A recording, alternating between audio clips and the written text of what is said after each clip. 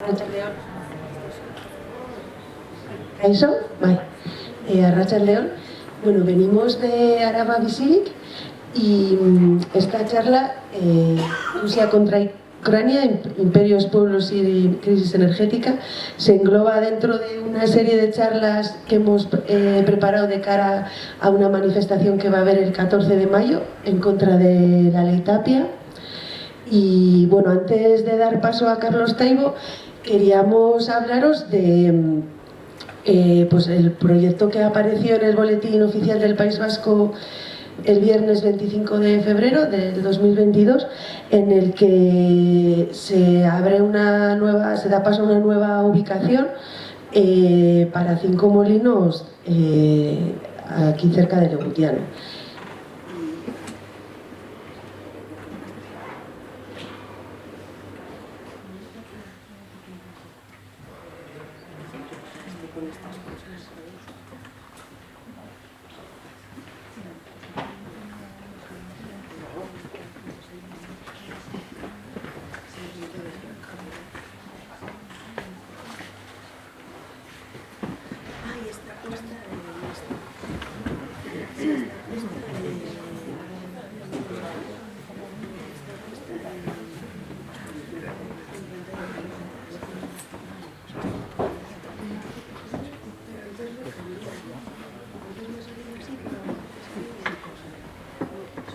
El viernes 25 de febrero del 2022 salió una nueva ubicación en Muotxotegui y aquí se quieren poner 5 molinos de 4,5 megavatios cada uno, que serían un total de 22 megavatios, y este se suma ya a la ubicación de Jarindo y Arlabán, que aquí irían pues 8 molinos.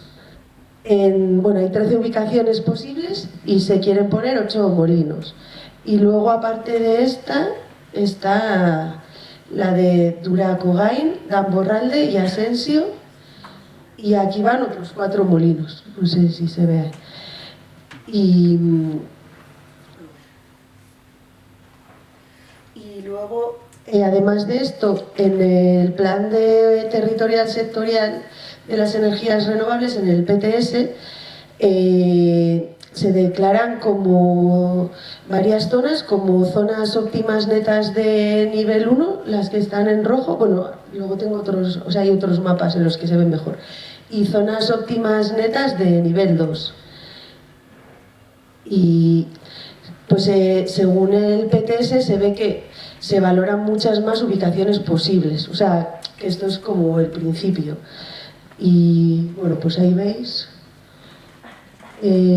pues más al norte de la de Jarindo hay otra, y luego entre Ochandio y Ubidea también hay otras, y por Aramayo también se plantean más zonas.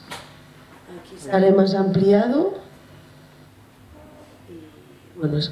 Y luego, aparte, queríamos sacar a la luz la nueva propuesta de una megacentral fotovoltaica entre Foronda y Legutiano.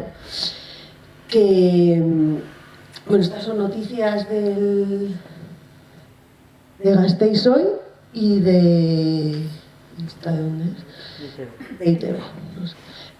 Y, bueno, esta central sería parecida a la que ya estaba en el Ara Sur, cerca de Ribabellosa, que son 55 hectáreas, y aquí se ve pues eso, pues que ha anulado superficies de cultivo y así. Y eso es el aspecto ahora de la central fotovoltaica de Ara Sur, y sería algo así. Ya la describen como una megacentral fotovoltaica.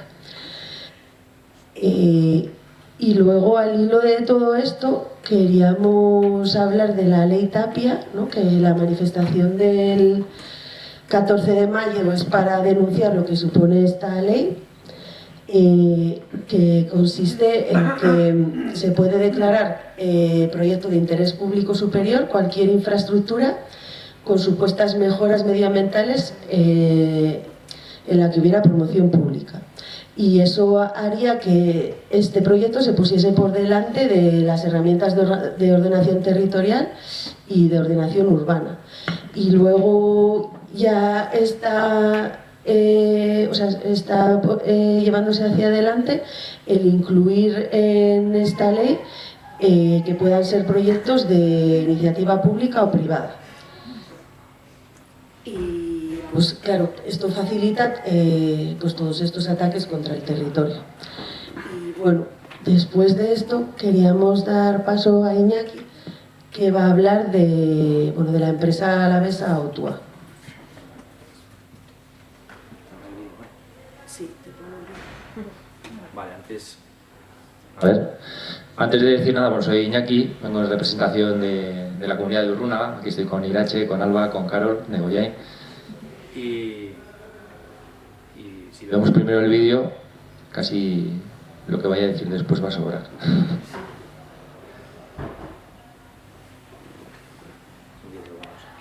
Lo que queremos contar un poco en 5 o 10 minutos es el tema del reciclaje de residuos peligrosos que está llevando a cabo este grupo empresarial.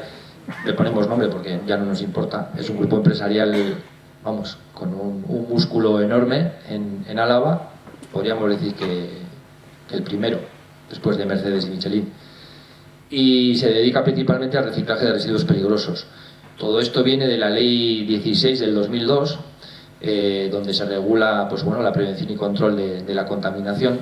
Y hay un anexo 1 en esta ley donde se recoge a todas aquellas empresas que tienen que hacer autorizaciones ambientales integradas. Esto un poquito como introducción para saber lo que queremos decir y a dónde queremos llegar. Aquí, cerquita de Legutio, pues tenemos una condensación de empresas IPPC enorme, las potencialmente más contaminantes, que están sujetas a autorizaciones ambientales integradas. Quiere decir que es lo peor que nos podemos encontrar a nivel de medio ambiente y por extensión de salud para las personas. Están viniendo actualmente camiones de Eslovenia, de Francia, de Italia, de muchos sitios, aquí, a Goyain, a descargar residuos peligrosos. Y la señora Tapia todos los días tiene en boca la palabra economía circular y huella de carbono. Entonces, ¿cómo se puede explicar a la ciudadanía vasca que vengan camiones de Eslovenia a descargar residuos peligrosos a Goyain? Queremos ser locales. Locales es minimizar la huella de carbono e intentar, pues eso, que lo que tengamos que reciclar sea de cerca, no de Eslovenia. Por ser claros, lo que antes estaba gestionando en el tercer mundo lo tenemos ahora en casa, en el País Vasco y aquí en Álava, para más señas. Es una industria especialmente lucrativa, el reciclaje de residuos peligrosos, y especialmente peligrosa. Tenemos VFUs, vehículos fuera de uso, y RAEs, residuos eléctricos y electrónicos con metales pesados, a menos de 1 kilómetro en línea recta del agua que se bebe en Bilbao y en Vitoria. Es una empresa que se salta todos los niveles de ruido, aunque ahora está muy tapada y justificando todos sus informes de las autorizaciones ambientales integradas en norma y en regla, por una sencilla razón. Las OCAs, que sepáis, son organismos de control autorizados que van a estas empresas a tomar medidas para ver si los valores límites que tienen que cumplir son correctos. Pero las OCAs tienen que llamar a la empresa. Entonces, el día que van las OCAs, es bastante lógico pensar que los procesos productivos se adecúan.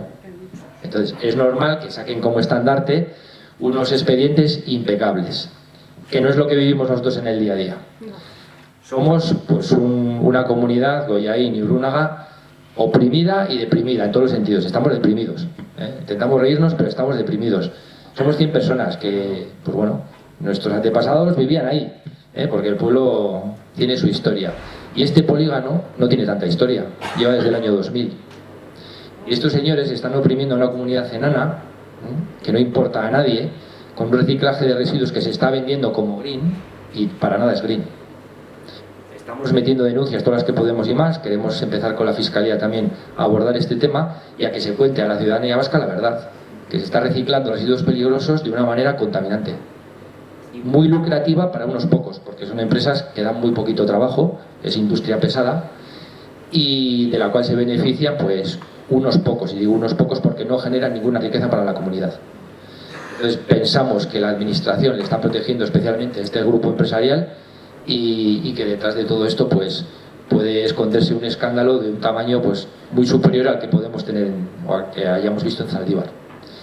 Y bueno, pues queríamos aprovechar este pequeño espacio para denunciar esto.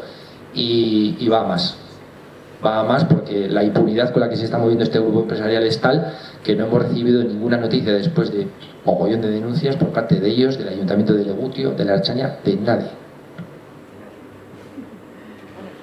Así que, bueno, pues si ponemos algunos carteles denunciando, etcétera, pues recibimos misivas no muy amistosas. Entonces, pues bueno, si podemos unir sinergias en todos los sentidos, aparte de en este con el tema de los parques eólicos, etcétera, pues bienvenidas sean, porque creo que se están aprovechando los municipios pequeños para esquilmar Araba de una manera pues muy desgraciada para todos nosotros. Es lo que queríamos contar.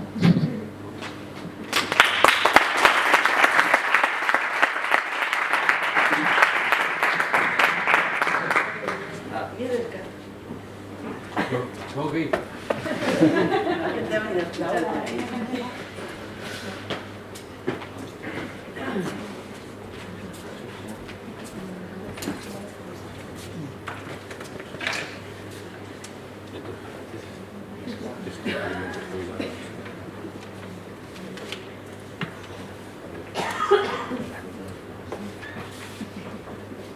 Bueno, pues él es Carlos Taibo, es profesor de Ciencia Política y ensayista y felizmente jubilado.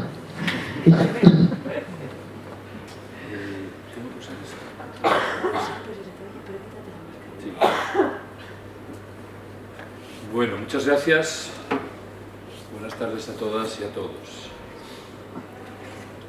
Como sabéis, se me ha pedido que intente ofrecer algunas claves de comprensión de la guerra que se despliega desde hace 2 semanas en Ucrania. Antes de acometer esa tarea, me gustaría hacer 3 precisiones. La primera, mi conocimiento al respecto es limitado y lo debo reconocer. Llevo 30 años trabajando en la universidad sobre conflictos en Europa Central y Oriental, pero el conocimiento que se deriva de esos conflictos es muy liviano. He trabajado sobre Transnistria, sobre Abjasia, sobre Osetia del Sur, sobre Chechenia, sobre Nagorno-Karabaj y más recientemente sobre Crimea y el Donbass. Pero me parece que todos estos conflictos son escaramuzas en comparación con lo que se ha abierto camino en Ucrania. Al margen de lo anterior, el conocimiento que creía haber acumulado en relación con la figura del presidente de la Federación Rusa, Vladimir Putin, el tiempo ha demostrado que era precario.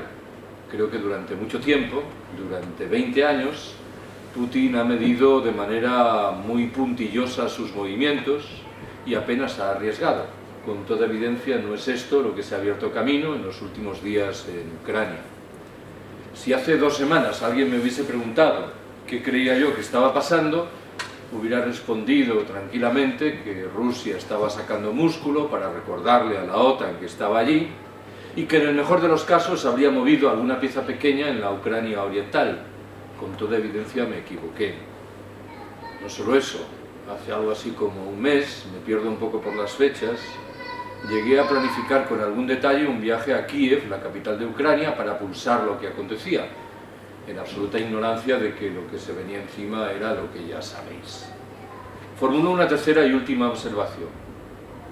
Tenéis aquí varias copias de un libro sobre este conflicto. Las 2 primeras ediciones de esa obra vieron la luz en 2014. Al cabo de los meses, la segunda edición se agotó, pero el editor, creo que con buen criterio, decidió no recuperar el texto porque el interés público por el conflicto de Ucrania había bajado muchos enteros. Desde antes de Navidad, ese mismo editor andaba detrás de mí de manera recurrente, procurando que actualizase el libro para publicar una nueva edición, y yo me negaba una y otra vez hasta que un buen día, allá por el 20 de enero, escuché a la pulida señora Cifuentes, la expresidenta de la Comunidad de Madrid, explicando en un canal de televisión el conflicto de Ucrania. Y me pareció que tenía que reaccionar inmediatamente y hacer un esfuerzo y actualizar el libro. Si tengo que lanzar un homenaje a alguien, o dedicatoria del libro, pues es a la pulida señora Cifuentes. Creo yo que el libro tiene dos virtudes. La primera es que despliega un argumento más complejo que el que se hace valer en nuestros medios de comunicación, y la segunda es que plantea una discusión crítica sobre el papel de las potencias occidentales en la gestación de estas tensiones, en el buen entendido de que no es complaciente con el presidente de la Federación Rusa, el señor Putin, y no lo es tampoco con quienes piensan que Putin es una suerte de Che Guevara del siglo XXI. Con toda evidencia, no lo es. Bueno, ¿cuál es la primera observación que quiero haceros? ¿Qué es Ucrania? Ucrania es un país de 600.000 kilómetros cuadrados, un poco más grande que el Estado español, poblado por 46 millones de habitantes. La historia de Ucrania es la de un territorio ubicado en el camino de grandes imperios y sometido, en cierto sentido, a la férula de esos grandes imperios. Durante varios siglos, los dos dominantes fueron el polaco, en el oeste, y el ruso en el este, pero al acecho, agazapados, estaban también el Imperio Otomano y el austrohúngaro. Tal vez una manera rápida de retratar la condición de Ucrania es llamar la atención sobre la naturaleza de dos ciudades. Lviv, o el Lvov, en el oeste de la República de Ucrania, muy cerca de la frontera con Polonia, solo ha estado sometida a la férula de Moscú o de San Petersburgo, de Rusia, durante 50 años escasos en la segunda mitad del siglo XX. En cambio, Kharkiv o Kharkov, en la Ucrania oriental, es de hecho una ciudad rusa, sometida a la férula de Rusia desde hace 5 siglos. Podéis imaginar que, aunque no estamos hablando de culturas y de países muy diferentes, esto dibuja culturas políticas distintas en un escenario y en el otro. Podría agregar otra observación geográfica. El puerto de Odessa se encuentra en Ucrania, a orillas del Mar Negro, muy cerca de la frontera con Rumania. Si trazásemos una línea en diagonal desde Odessa hasta la Ucrania oriental, hasta Kharkov, veríamos cómo a la derecha o al sur de esa línea queda un territorio que es aproximadamente las 2/3 partes de Ucrania, en el cual la presencia de rusos es muy notable. No necesariamente mayoritaria, pero en cualquier caso notable. En cambio, hacia el norte o hacia el oeste, la presencia de rusos baja muchos enteros en las 2/3 partes del territorio ucraniano. Acabo de mencionar a los dos principales grupos étnicos que participan de la gestación y de la configuración del país. Es muy problemática la identificación étnica de las gentes. ¿Por qué? Porque se ajusta a dos grandes criterios. El primero es la autodescripción, pero cabe suponer que en los 8 últimos años y al calor de los conflictos han ido cambiando las adhesiones de muchas gentes. El segundo es la lengua. En este caso parecería que el criterio es sencillo, pero no lo es. Se sobreentiende que quien tiene el ruso como lengua materna es un ruso étnico y quien tiene en cambio el ucraniano es un ucraniano étnico. Sin embargo, en el libro recuerdo que antes de 2014 había 6 millones de personas en Ucrania que eran ruso hablantes y sin embargo se sentían ucranianas, con lo cual el criterio de la lengua de nuevo es nebuloso.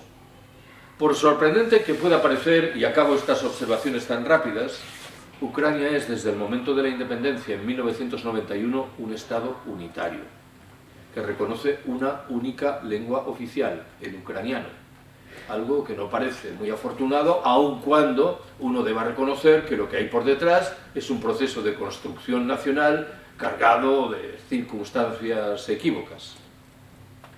Uno de los elementos centrales que da cuenta del fracaso del llamado Acuerdo de Minsk, suscrito en 2015 para dirimir el futuro de la Ucrania oriental, era un compromiso de las autoridades ucranianas en el sentido de propiciar una federalización del territorio que, sin embargo, no ha cobrado cuerpo. Segunda observación que quiero haceros. Si alguien me preguntase cuáles son, rápidamente explicados, los rasgos principales del panorama político y económico ucraniano, me permitiría identificar 4. ¿Cuál es el primero? Antes de las crisis de 2014, se adujo que el Parlamento ucraniano era el más monetizado del planeta. ¿Qué quería invocar esta expresión? Que en él tomaban asiento numerosísimos oligarcas o grandes fortunas. Ojo con lo que agrego a continuación. El término un poco equívoco y discutible oligarca normalmente lo utilizamos para describir la realidad de la Federación Rusa. También en Ucrania hay oligarcas que, por cierto, en la mayoría de los casos proceden de la parte oriental, la más rica de la República. Segundo elemento importante. Probablemente sabéis que en 2004 se registró en Ucrania lo que se ha dado en llamar la Revolución Naranja, que aupó al poder a un presidente, Yushchenko, de carácter más bien pro-occidental. Desde entonces y hasta hoy se han ido turnando políticos que han sido descritos bien como pro-occidentales, bien como prorrusos. Ninguno de ellos parece que haya estado en condiciones de llevar adelante con rotundidad su proyecto. Lo digo de otra manera. El escenario ucraniano es tan delicado que alguien que accede al poder con un proyecto pro-occidental inevitablemente tiene que pactar con Rusia. Y alguien que accede al poder con un proyecto prorruso inevitablemente tiene que llegar a acuerdos con la Unión Europea o con las potencias occidentales. Esto que os cuento ahora me trae a la memoria el resultado de una encuesta anterior de nuevo a la crisis de 2014, que concluía que en Ucrania había una liviana mayoría de población que privilegiaba una relación fluida con Rusia, y un poco por debajo había otra parte de la población que privilegiaba una relación fluida con el mundo occidental. Pero cuando estos dos proyectos se manifestaban como contrapuestos, como excluyentes, los apoyos bajaban muchos enteros. Lo digo de otra manera. Pareciera como si la textura de la sociedad ucraniana hubiera aconsejado durante mucho tiempo mantener relaciones fluidas con el gigante del este y con los gigantes del oeste. Un proyecto que, sin embargo, se ha truncado, entiendo yo, que en virtud de responsabilidades de unos y de otros. Doy un salto más, el tercero. Ucrania es un país muy dependiente en materias primas energéticas, toda vez que prácticamente no produce estas últimas. Y de manera más precisa, en los 30 últimos años ha dependido de los suministros de petróleo y de gas natural que llegaban fundamentalmente de Rusia. Esto se ha traducido en un incremento sustancial con el paso del tiempo de la deuda externa ucraniana para con Rusia. Buena parte de las trifulcas, de las desavenencias que se han hecho valer en estas 3 décadas tenían que ver con el designio ucraniano de rebajar el monto de esa deuda externa. Estoy pensando, por ejemplo, en las vinculadas con la entrega de las armas nucleares de la vieja Unión Soviética que estaban radicadas en el territorio ucraniano a Rusia. Estoy pensando en las negociaciones relativas a la llamada Flota del Mar Negro, que correspondía fundamentalmente a Ucrania, o estoy pensando en el multimillonario arrendamiento de la base de Sebastopol, en Crimea, a la Marina de la Federación Rusa. Recupero un cuarto y último elemento. Probablemente recordaréis que en 2013 y 2014 se hicieron sentir tensiones muy agudas en Ucrania. Primero estuvieron las manifestaciones de la Plaza Maidán, en las cuales se dieron cita 2 flujos muy distintos. Una revuelta legítima ante un gobierno profundamente corrupto e inmoral, y al mismo tiempo la irrupción de gentes de extrema derecha que marcaron derivas muy desafortunadas de los hechos. A principios del 2014, el entonces presidente, Yanukovych, comúnmente descrito como un prorruso, se vio obligado a abandonar el país, se vio obligado a exiliarse, en virtud de lo que Rusia ha entendido, con argumentos no débiles, que era un golpe de Estado, aunque admitamos que de nuevo el escenario era de convulsión social agudo. Poco después llegó la independencia y la posterior anexión por Rusia de Crimea, un territorio asentado en Ucrania en virtud de una caprichosa decisión de Khrushchev de 1954, que dio en entregar Crimea a la República de Ucrania a unas sabiendas de que la mayoría de la población era rusa. Poco después estalló, en fin, la guerra del Donbass en la Ucrania más oriental, una guerra que en los hechos se ha prolongado hasta el momento presente y que en una de sus dimensiones principales, no la única, se ha caracterizado por bombardeos constantes por parte del ejército ucraniano contra territorios o zonas de población civil. Tercera observación que quiero haceros.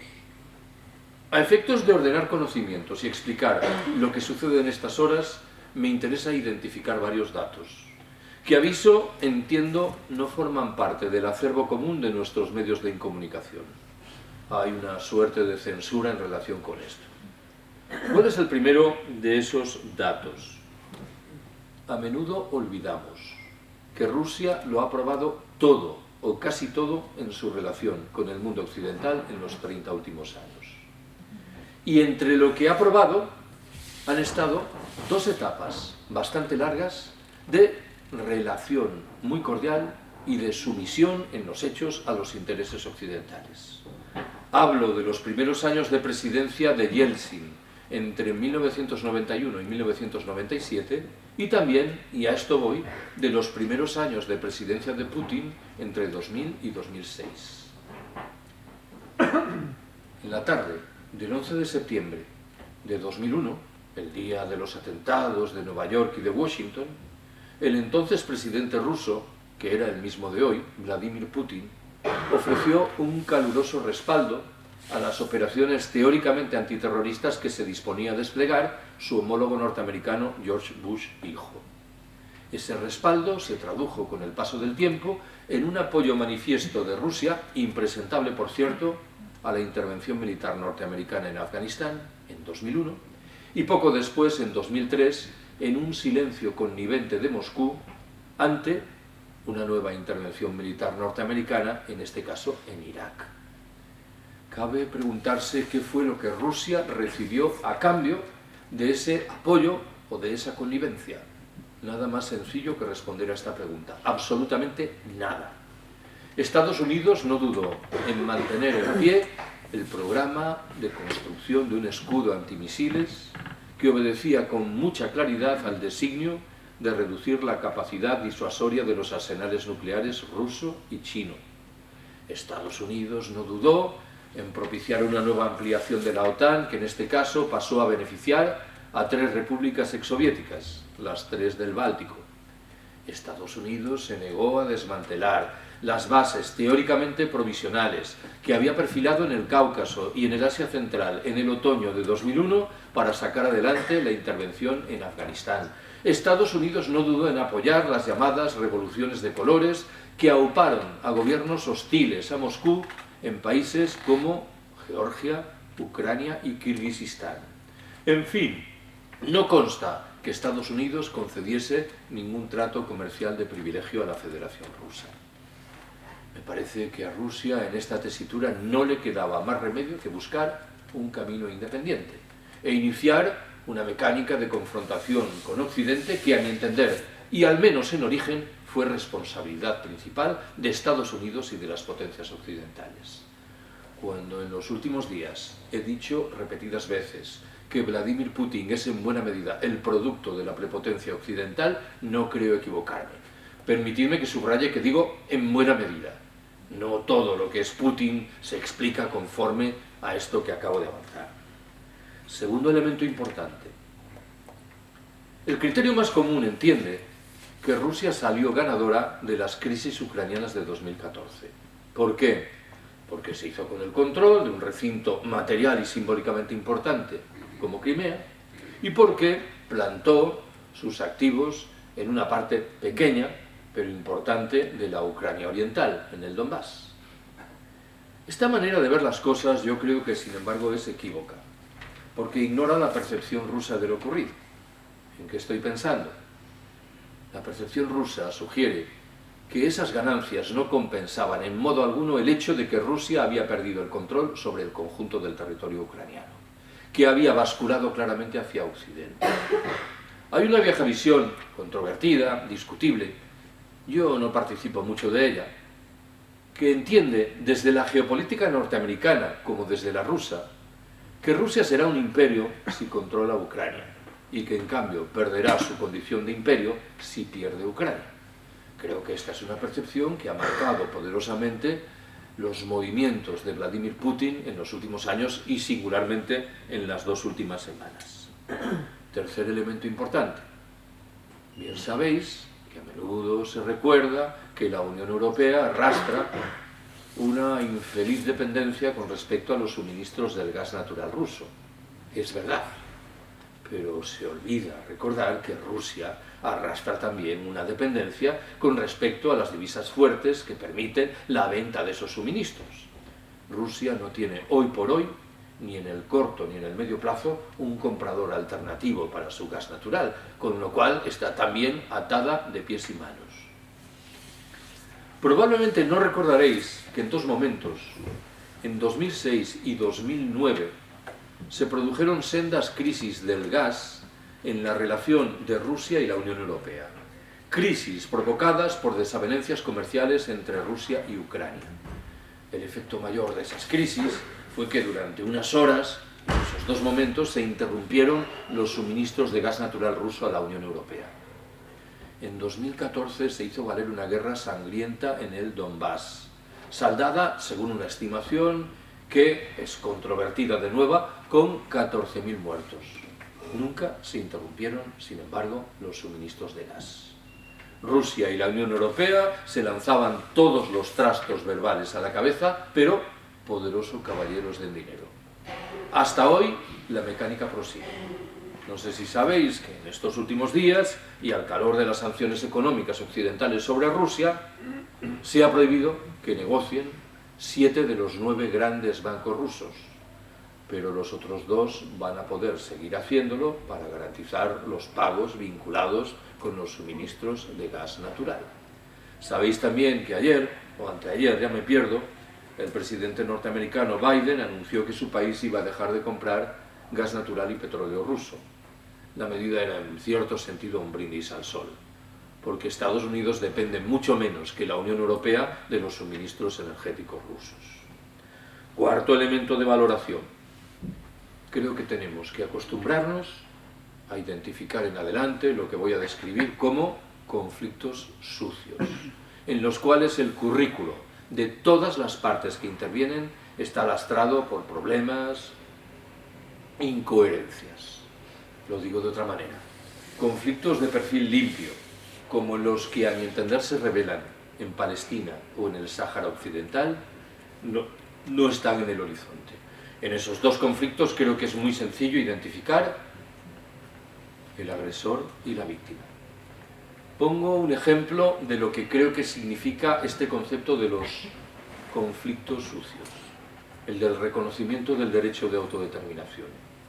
Todos los agentes que operan sobre el terreno invocan ese derecho cuando les conviene y lo rechazan, en cambio, cuando no les conviene.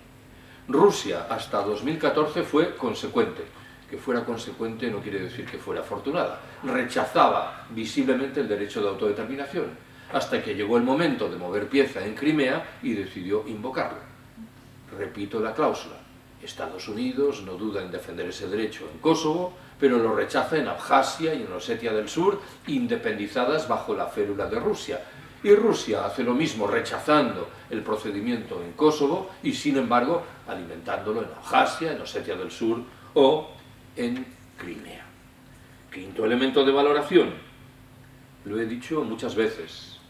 A mi entender, es extremadamente difícil identificar en un conflicto como este de Ucrania explicaciones de carácter ideológico. Se ha dicho a menudo que Ucrania es un país indeleblemente marcada por la lógica de la derecha más extrema. Esto es una sobresimplificación. Ya señalé antes, y lo repito ahora, que es innegable que en los estamentos directores de la República de Ucrania hay gentes vinculadas con discursos de derecha extrema o, en su defecto, neonazis. Pero atribuir esta condición a toda la población ucraniana es un error graso. En el Parlamento ucraniano no está presente ninguna de las fuerzas políticas de extrema derecha.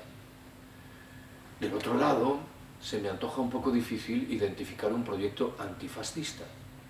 Cuando uno lee lo que defienden los dirigentes prorrusos del Donbass, lo que han defendido en los 8 últimos años, descubre que lo que está de por medio es un discurso de nacionalismo étnico, con ribetes imperial militares, los valores tradicionales, la familia, la Iglesia ortodoxa, los oligarcas y la economía de mercado. Me parece un poco difícil casar esto con un proyecto antifascista, por mucho que uno quiera retorcer las cosas. Cuando Putin afirma que lo que está intentando hacer en Ucrania es desnazificar el país, tenemos derecho a preguntarnos si el procedimiento que aplica no es un procedimiento de nazificación a través de la presencia del ejército ruso. Menciono, en fin, un último dato, este moderadamente exótico, diréis: China. El papel de China en relación con esta tensión es de tono muy bajo. A China estos procesos le vienen muy lejos y sospecho que en realidad no le gustan mucho. No invoco el nombre de China para glosar esa idea, sino para transmitiros alguna observación sobre un criterio bastante extendido en nuestros medios de comunicación que, por ejemplo, se materializa en una tesis. Viene a decir: cierto es que las sanciones económicas occidentales están haciendo mella en la economía rusa, pero Rusia tiene previsto un proyecto en virtud del cual acrecentará sus vínculos con China de tal manera que saldrá de esa crisis. La relación entre Rusia y China es más tensa de lo que pudiera parecer. Me voy a limitar a identificar algunos de esos elementos de tensión. El primero afecta a la capacidad respectiva de estos dos países. Cuando la Unión Soviética se desintegró en 1991, el tamaño de China. Hoy el tamaño de la economía china es 4 veces superior al de la rusa, lo cual dibuja una relación muy desigual. Al margen de lo anterior, estoy firmemente convencido de que los dirigentes chinos conciben el planeta del futuro en términos muy diferentes a como lo conciben Putin y los dirigentes rusos. ¿En qué sentido? China sigue pensando en un mundo bipolar, en el que habría dos grandes potencias: Estados Unidos y la propia China, que en este terreno habría sustituido a la Unión Soviética de antaño. Rusia, aparentemente consciente de su debilidad, postula, sin embargo, un mundo multilateral, en el que habría, qué sé yo, media docena de potencias con capacidades más o menos similares, obligadas a negociar entre sí: Estados Unidos, la Unión Europea, la propia Rusia, China, tal vez Japón o la India. Al margen de lo anterior, las relaciones comerciales ruso-chinas no parecen despegar. ¿Por qué? Entiendo yo que hay una razón física que conviene identificar. La frontera más larga entre dos estados existente hoy en el planeta es la que mantienen Rusia y China en Siberia. Al norte de esa frontera, en Siberia, la densidad de población es muy baja. Al sur, en cambio, bien lo sabéis, China se halla en permanente ebullición demográfica. Rusia teme con claridad que un incremento importante de los vínculos comerciales con China acabase por traducirse en la llegada, aunque fuera muy liviana, de población china a Siberia, algo que podría alterar delicadísimos equilibrios demográficos. Con lo cual, desde mi punto de vista, y desde mucho tiempo atrás, los gobernantes rusos del más diferente cariz no acaban de poner toda la carne en el asador de una relación comercial fluida con China. Bueno, cuarta observación que quiero haceros. Por detrás de muchos de estos procesos hay una organización que se hace llamar del Tratado del Atlántico Norte. Creo que las reflexiones críticas en lo que respecta a la condición de esa organización han sido visiblemente censuradas entre nosotras en las últimas semanas. He experimentado esto en mi propia carne. Creo que he tenido que mostrar un empeño singular en criticar a la OTAN porque nadie lo hacía en los medios. Y esto se ha traducido en que yo desapareciese de los medios. ¿Qué es lo que entiendo corresponde decir sobre la OTAN? Primero, la OTAN es responsable principal de un cerco ejercido sobre Rusia en los 30 últimos años y materializado en sucesivas ampliaciones de la organización y en el despliegue de un reguero de bases militares en la periferia de la Federación Rusa. Permitidme que subraye algo importante, muy visible, pero sin embargo ignorado. La crisis ucraniana se despliega en la periferia de la Federación Rusa y no en la periferia de Estados Unidos. Aquí hay un elemento de distorsión dramático.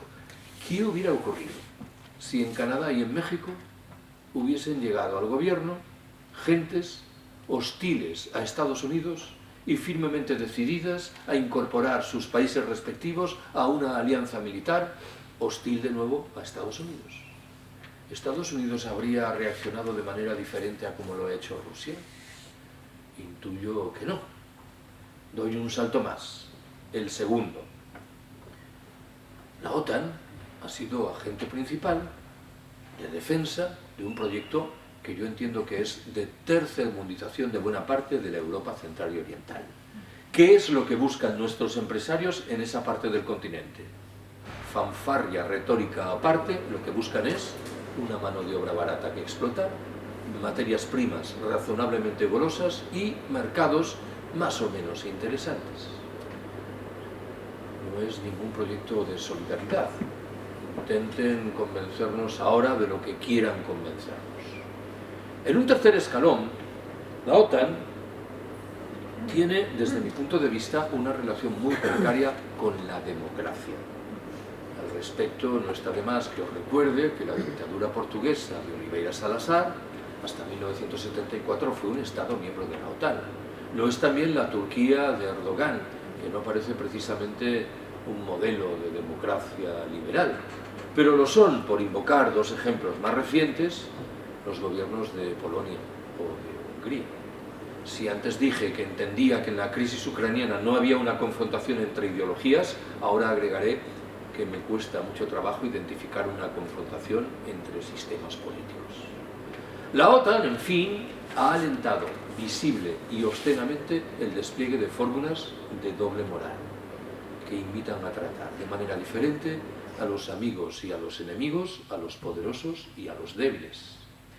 El otro día colgué en Facebook un comentario irónico que señalaba que me parecía muy bien que a los deportistas rusos se les prive de la posibilidad de acceder a las competiciones internacionales, porque era un primer paso en el buen camino, en la medida en que yo daba por descontado que cuando Estados Unidos o Israel cometiesen tropelías similares a las que Putin está desplegando en Ucrania, sus deportistas también se verían privados del derecho a participar en las competiciones internacionales. Bien sabéis que esto no es así. Permitidme que invoque otro código de doble moral que le da un vuelco a esto. Yo entiendo que hay muchas razones y muy respetables para mostrar solidaridad con el pueblo ucraniano machacado por los tanques. Pero es muy importante que recuerde que las gentes que hoy muestran esa solidaridad se desentendieron por completo ante el genocidio checheno promovido por Vladimir Putin hace 20 años. Parece que, como quiera que los chechenos eran morenos, el interés por estas gentes se reducía sensiblemente. Repito algo que dije antes. Putin es, en buena medida, el resultado de las políticas agresivas desplegadas por la OTAN. Últimamente me ha dado por recordar que a principios de la década de 1990, hace 25 años, se sopesó en algún momento el horizonte de que Rusia se incorporase a la propia OTAN. De hecho, se incorporó a algunas estructuras paralelas, no en exceso importantes. Ese procedimiento, ese proceso fue frenado por la Alianza Atlántica. ¿Por qué? Creo que la razón es fácil de explicar. La OTAN necesita siempre de enemigos, y no había ningún enemigo más connotado que la Federación Rusa. De tal manera que creo que sigue siendo absolutamente necesario invocar la responsabilidad de la OTAN y en general del mundo occidental en la gestación de una crisis como esta. Esa responsabilidad, lo aclararé, no me invita en modo alguno a defender la agresión militar rusa, que creo que es un fenómeno brutal, extremadamente desafortunado. De por medio, no lo olvidéis, hay civiles ucranianos que padecen lo indecible, hay soldados y milicianos ucranianos, hay soldados rusos que se estarán preguntando a qué viene esto. He echado mano con frecuencia en los últimos días un viejo lema libertario que reza: no a la guerra entre los pueblos, no a la paz entre las clases. Me parece que es una muy sagaz recomendación a la hora de analizar lo que tenemos delante de los ojos. Quinta y penúltima de mis observaciones. Me vais a permitir que intente formular algunas apreciaciones sobre lo que está sucediendo en estas horas. ¿Cuál es la primera? Al principio de todo, intenté transmitiros mi zozobra en la interpretación de los hechos. Y una de las concreciones de esa zozobra es que me resulta extremadamente difícil explicar por qué Rusia ha decidido acometer una operación tan delicada como una invasión de un país con 46 millones de habitantes. Hay varias explicaciones posibles, pero confesaré que ninguna de ellas me acaba de convencer. Ni siquiera la combinación de todas ellas, aunque todas incorporan datos interesantes, me parece muy útil. ¿En qué estoy pensando? ¿Cuáles son esas explicaciones que tengo en mente? La primera sugeriría que Rusia, en una condición económica y social maltrecha, habría decidido asumir una especie de huida hacia adelante, esperando que un triunfo rápido en Ucrania permitiese reducir las tensiones internas. Bueno, el escenario económico y social ruso es ciertamente delicado, pero tampoco era tétrico.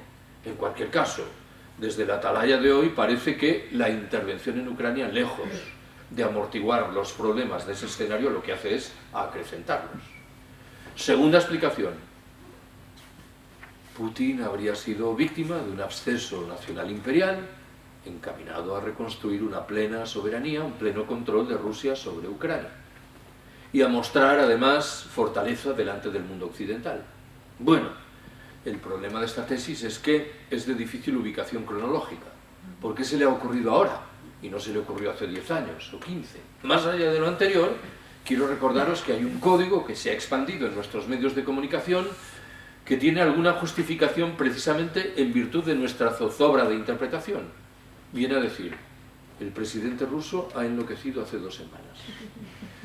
Rusia es un país complejo, donde la toma de decisiones no recae en una única persona, por mucho que sea el poder que retiene, y en efecto lo retiene Putin. Hay de por medio instancias políticas, económicas y militares que a buen seguro han tenido que discutir esto.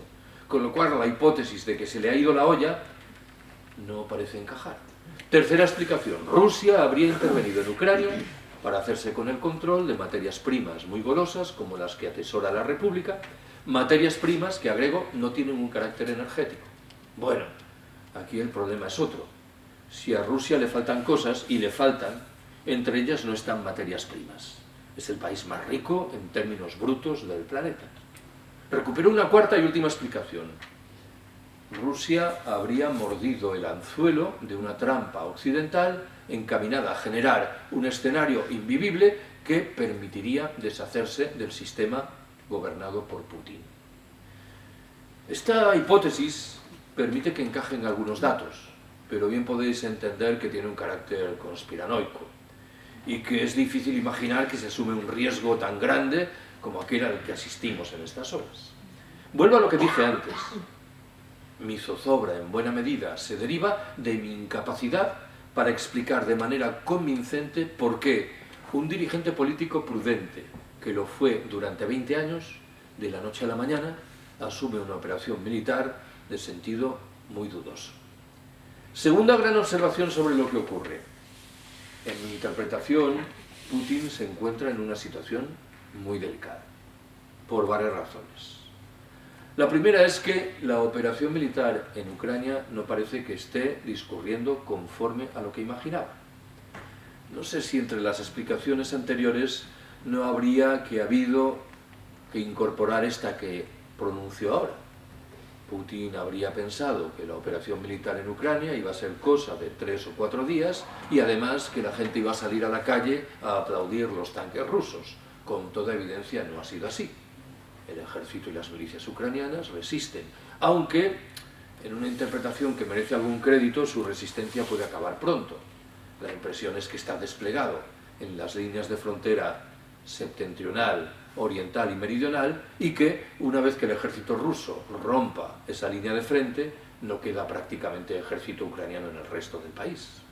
Pero más allá de lo anterior habría que explicar si Rusia se sale con la suya en el terreno militar, ¿cómo va a controlar un país de 46 millones de habitantes y 600.000 kilómetros cuadrados con una población mayoritariamente hostil? El único referente de esto es muy lejano. La Wehrmacht hitleriana ocupando Ucrania, Bielorrusia y una parte de Rusia en 1941. Los problemas que plantearía eso serían ingentes. Tercera de las situaciones delicadas. El embargo internacional, en este caso, va en serio y ha hecho mella en la economía rusa. Si esta ya arrastraba problemas antes, no quiero pensar en los que incorporará ahora. Es verdad que Rusia es un país relativamente autárquico, pero los 30 últimos años han sido de visible internacionalización de la economía, con lo cual los problemas están a la orden del día. En un cuarto plano, hay que preguntarse qué están haciendo los oligarcas rusos, visiblemente perjudicados por la operación militar en Ucrania, que parece llamada a dar al traste con muchos de sus negocios. Yo he señalado muchas veces que pese a la imagen de poderío que arrastra Putin, el país lo gobernaban en los hechos los oligarcas, y cabe suponer que habrá movimientos subterráneos. Una última incógnita, en fin, es qué piensa la población en Rusia. Esta es una discusión que yo creo que se zanja de manera demasiado rápida. Se recuerda lo que es innegable. En Rusia hay un bloqueo informativo, como lo hay aquí también. En Rusia hay una visible represión sobre los movimientos disidentes. Pero claro, es imposible que un conflicto tan agudo como el de Ucrania no acabe por aparecer en las casas de los ciudadanos rusos. En este caso, de nuevo, no queda más remedio que invocar un código de supremacismo étnico. La guerra en Ucrania no es en un lejano país del Cáucaso, lleno de moros musulmanes. Es una guerra con gentes que son las mismas, a menudo parientes de quienes viven en Kharkov, en Rostov, en Moscú, en San Petersburgo, de tal manera que el impacto emocional es mucho más fuerte. No sabemos qué está ocurriendo con los cuerpos de los soldados rusos fallecidos. ¿Están siendo enterrados en fosas comunes o están siendo llevados a sus lugares de origen con el impacto emocional esperable? Se ha repetido en este caso lo que se hizo valer con ocasión de la guerra de Afganistán en la década de 1980 o de la guerra de Chechenia poco después. La mayoría de los soldados rusos procedían de zonas rurales, a efectos de que los cadáveres no llegasen a las grandes ciudades y generasen algún tipo de tumulto. El otro día me incliné por reproducir unas declaraciones del que pasa por ser el único, no pongo el dedo en el fuego, diputado de la Duma, de la Cámara Baja del Parlamento ruso, que había decidido oponerse a la guerra. Era un diputado comunista por Samara llamado Mikhail Matveyev. ¿Por qué me interesaban esas declaraciones? Mal que bien decía, yo he apoyado hace unas semanas la independencia de las dos repúblicas populares de Donetsk y de Lugansk en la Ucrania oriental, porque entendía que era un procedimiento que permitía cancelar por completo que el ejército ucraniano siguiese disparando sobre la población civil. Pero no sé qué tiene que ver con la paz bombardear Kiev. Y esta me parece que es una percepción que, pese a las censuras, habrá empezado a pasar por la cabeza de muchos ciudadanos y ciudadanas en Rusia, con lo cual el descontento puede ir a más. Doy un salto más. ¿Cuáles son las consecuencias de lo que está sucediendo en el panorama interno en Rusia? Abandonemos Ucrania. Tengo yo la impresión de que a esto no le prestamos la atención debida. Si en Rusia se produce una crisis aguda, derivada de lo que está sucediendo en Ucrania, pudiera ocurrir que el poder de Vladimir Putin flaquease. ¿En provecho de qué? De un golpe palaciego que permitiese que alguno de los dirigentes del momento, próximos a Putin pero menos marcados por un código agresivo, se hiciera con la presidencia del país. ¿O tiene sentido que imaginemos ruido de sables? ¿Los militares rusos están satisfechos con esta operación militar en Ucrania? ¿O también se revelan disensiones? Rusia es, por lo demás, un fragilísimo Estado federal. ¿Qué está llamado a ocurrir en las diferentes repúblicas y regiones? ¿Tiene sentido imaginar una implosión en un país, no lo olvidéis, con varios centenares de cabezas nucleares? Esto me imagino que tiene que preocupar al mundo occidental y pudiera traducirse en algunas sorpresas, como por ejemplo que el mundo occidental al final decidiese apuntalar el poder de Putin como un mal menor. Por detrás hay una discusión nunca abordada. ¿Qué le interesa al mundo occidental? ¿Una Rusia fuerte que ponga orden en su patio trasero o una Rusia débil que permita la rapiña de los recursos? Bueno, no es una pregunta que tenga respuesta sencilla, o en su defecto, hay respuestas muy diferentes. Pero en cualquier caso, si el derrotero de los acontecimientos en Ucrania no parece que se mueva literalmente en el caudal que Moscú desearía, tampoco lo que puede ocurrir en Rusia está llamado a moverse por el caudal que el mundo occidental desearía. Algo que en una lectura legítima podría invitar a las dos partes enfrentadas a buscar algún tipo de acomodo. Yo no sé si la propuesta que hace 2 o 3 días se reveló que plantea al parecer Rusia en las negociaciones que mantiene con Ucrania no es un indicador de que Rusia estaría empezando a poner un poco freno a la invasión. ¿A qué me refiero? Esa propuesta implica ciertamente que Ucrania reconociese la soberanía rusa sobre Crimea y sobre determinados territorios de la Ucrania oriental, el Donbass. Pero acarrea el designio de convertir a Ucrania en un país neutral que se comprometería a no plantear una petición de incorporación a la OTAN. Queda ahí una nebulosa, porque cuando hablamos de un país neutral podemos estar pensando en 2 modelos diferentes, el finlandés y el bielorruso. El modelo finlandés es el de un país independiente, que forma parte de la Unión Europea, aunque no forme parte de la OTAN, y que se supone, todo lo que esto quiera decir en el planeta en el que estamos, que disfruta de capacidades autónomas de decisión importantes. El modelo bielorruso, en cambio, es el de un país claramente tutelado por Rusia y con capacidades de actuación muy limitadas. Si el modelo que Rusia está dispuesta a aceptar es el primero, el finlandés, probablemente tendríamos una buena noticia, en la medida en que alentaría incipientemente un proceso de desmilitarización y de distensión en una zona geográfica muy amplia, que creo, repito, sería una buena noticia. Sexta y última observación. Los últimos días me ha dado por terminar esta disertación con el recordatorio de la pregunta que más veces me han hecho en los últimos 15 años. Estamos ante una nueva guerra fría. Ya sé que los términos de lo que sucede en Ucrania en estas horas invitan a modificar criterios hondamente asentados, pero yo prefiero transmitiros la respuesta que he pronunciado muchas veces en estos 3 últimos lustros. ¿Qué dice esa respuesta? Mi primer pronto consiste en afirmar que no estamos ante una nueva guerra fría. ¿Por qué? Por 2 razones. La primera recuerda que las 2 partes teóricamente enfrentadas, Rusia y el mundo occidental, comparten el mismo sistema económico, el capitalismo. Y esto desdibuja muchas de las tensiones de antes. Vuelvo a lo del gas natural. Hace unos días, de nuevo, con un punto de ironía, dije que si alguien quería salvar el pellejo en Ucrania, estaba claro qué es lo que tenía que hacer. Plantar su tienda de campaña al lado de un gasoducto. Nadie dispara sobre los gasoductos.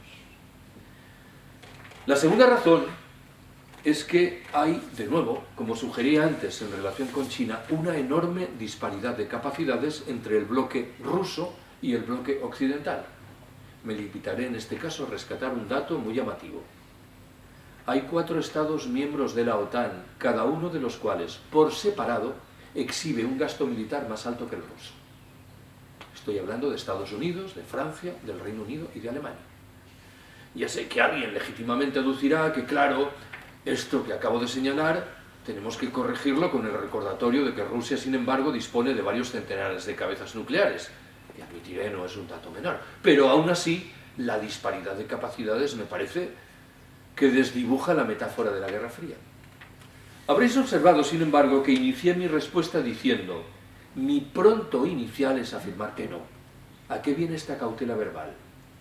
A que un elemento muy importante de la Guerra Fría tradicional, de la librada en la segunda mitad del siglo XX, pervive con fortaleza hoy, en Ucrania, en Rusia y en el mundo occidental. ¿A qué me refiero? Cuando analizamos lo que acabo de llamar la Guerra Fría tradicional, damos por descontado que fue en esencia una confrontación entre ideologías. El capitalismo liberal existente en Occidente y eso que los periodistas llaman comunismo y que nunca fue tal aplicado a los sistemas de tipo soviético. Por detrás de esa confrontación ideológica, sin embargo, se verificaba una colisión más tradicional todavía entre imperios. La Unión Soviética había heredado buena parte de la lógica imperial del zarismo, y los imperios occidentales conservaban buena parte de sus atribuciones. Hablo del norteamericano, del alemán, del francés, del inglés o de los restos, si somos muy imaginativos, del austrohúngaro. Esta dimensión de confrontación entre imperios creo que está en el meollo de la guerra ucraniana. De nuevo, más allá de ideologías y de sistemas políticos, lo importante es una colisión entre el imperio ruso y los imperios occidentales, algo que debiera contribuir poderosamente a que ratifiquemos una vez más que una de las pocas medidas inteligentes a la hora de lidiar con estos problemas es ese lema que invoqué antes: no a la guerra entre pueblos, no a la paz entre clases. Gracias por haberme escuchado.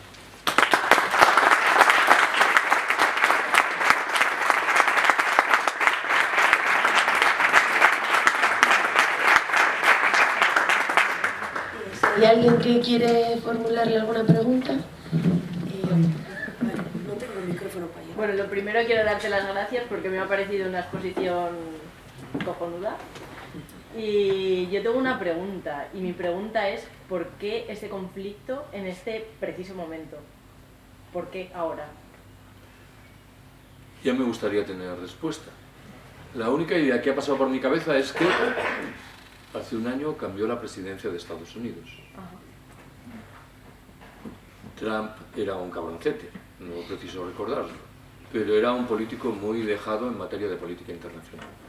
No le interesaba lo que ocurría fuera de las fronteras de Estados Unidos. Y esto se materializó ciertamente en comportamientos erráticos.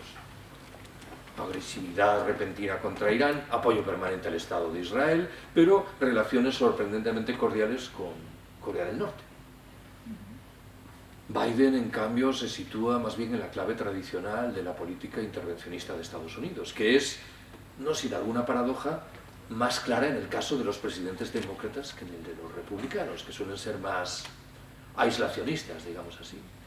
Y este cambio de presidencia en Estados Unidos probablemente ha servido de escenario para que ocurra esto. No estoy diciendo que sea literalmente la causa, pero habrás visto antes que cuando he examinado las diferentes explicaciones de por qué esto ha ocurrido, me he limitado a subrayar que ninguna de ellas es plenamente convincente, con lo cual, hablando en propiedad, yo no tengo una respuesta a tu pregunta. ¿Por qué esto? Ya he dicho que hace 2 semanas, si alguien me hubiera preguntado qué iba a suceder, yo hubiera dicho nada. Rusia está sacando músculo para recordarle a la OTAN que está ahí. Y obviamente me estaba equivocando, porque no era capaz de responder a tu pregunta, y no soy capaz tampoco ahora.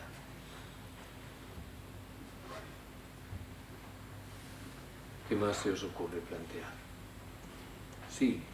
Tengo una pregunta. ¿Hasta qué punto Europa puede aguantar apoyando a Estados Unidos?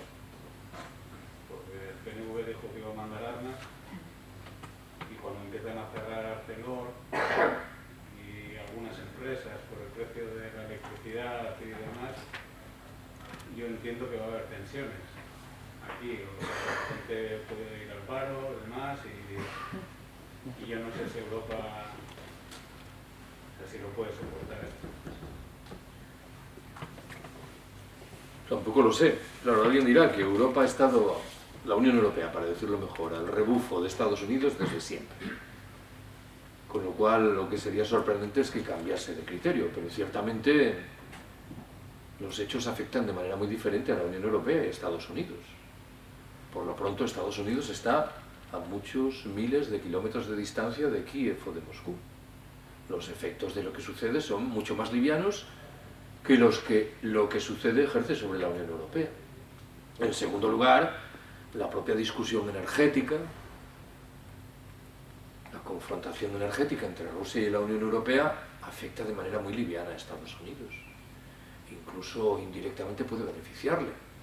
Los precios muy altos de la energía pueden hacer que reaparezcan las explotaciones de fracking, que solo tiene sentido cuando hay precios muy altos del petróleo y del gas natural.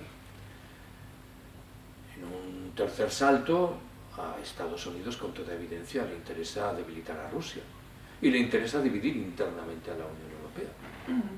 Tu pregunta está bien guiada. Diríamos, bueno, ¿y la Unión Europea no tiene nada que decir en relación con esto? Pues parece que no, o al menos no ahora. Claro, están en un momento triunfante de presunta unidad de todos los países miembros, incluso los díscolos parecen haber dejado de enunciar quejas, pero si las cosas van a mal, y esto es lo que parece, la Unión Europea va a mantener determinados criterios que ha sostenido durante mucho tiempo. Pues probablemente no. No sé de todas maneras si esta discusión no conviene ampliarla a otra más general que afecta a la teoría del colapso del capitalismo internacional. Si no, estaríamos ante determinadas señales que nos sitúan en ese escenario más allá de lo que esté sucediendo en Ucrania. Debo confesaros, en fin, que yo no he prestado nunca ninguna atención a las bolsas, pero últimamente procuro mirar las cotizaciones, porque me parece que ofrecen una información subterránea a menudo muy curiosa. Ayer el IBEX 35 experimentó la mayor subida en muchísimo. ¿Por qué? Ayer no había ninguna noticia grata en relación con Ucrania. Sospecho que son movimientos internos dentro de la Unión Europea. La mayoría de los indicadores bursátiles europeos también parecían ayer visiblemente al alza, hoy no tanto, ¿no? Bueno, tengo la impresión, en fin, de que hay muchos datos que nos faltan y que solo cuando obren en nuestro poder, si obran, podremos responder a una pregunta como la que tú formulas.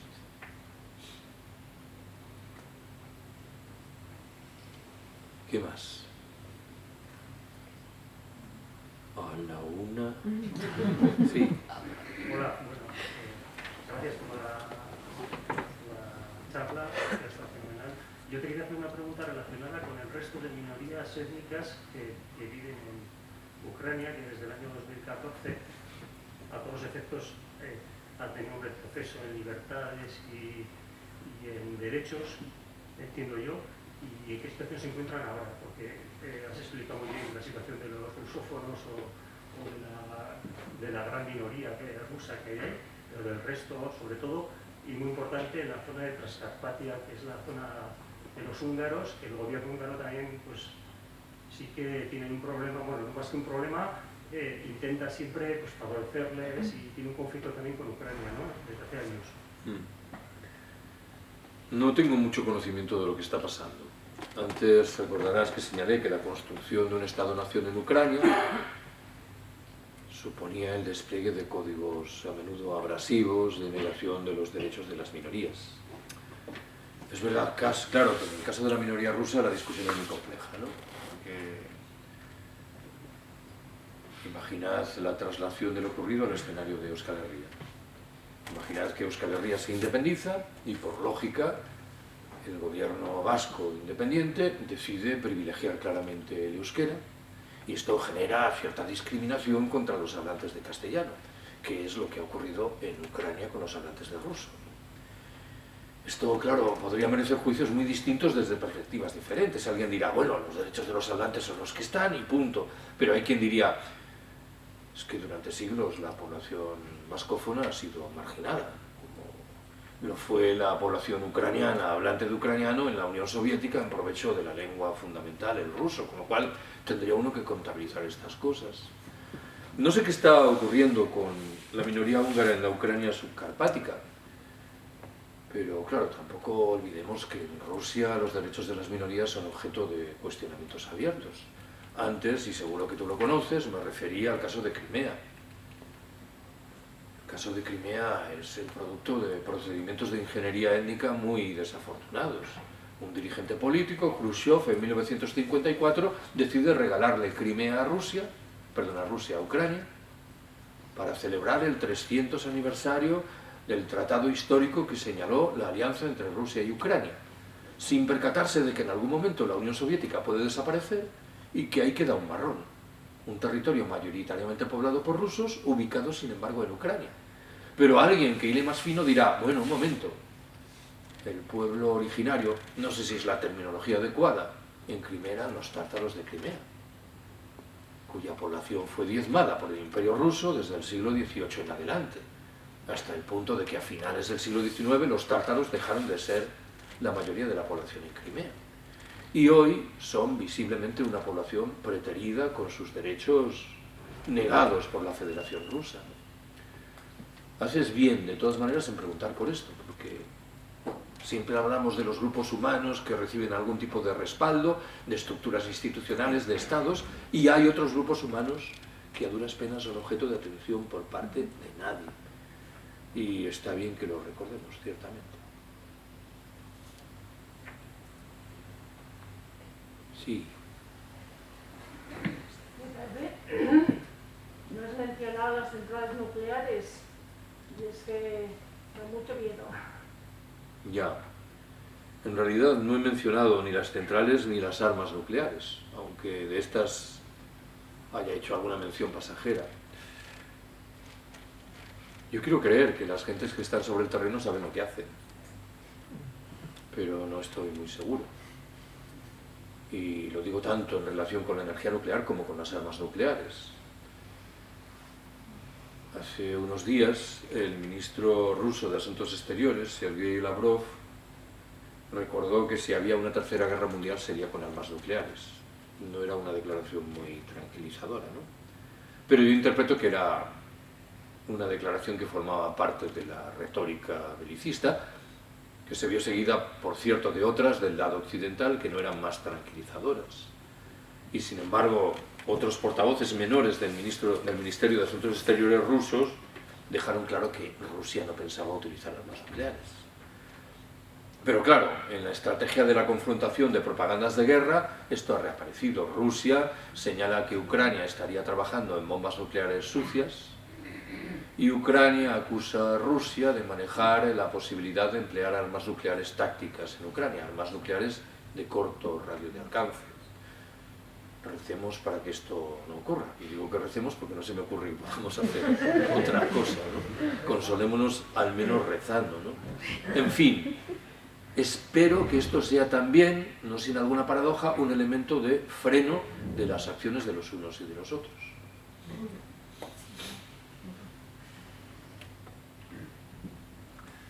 Sí.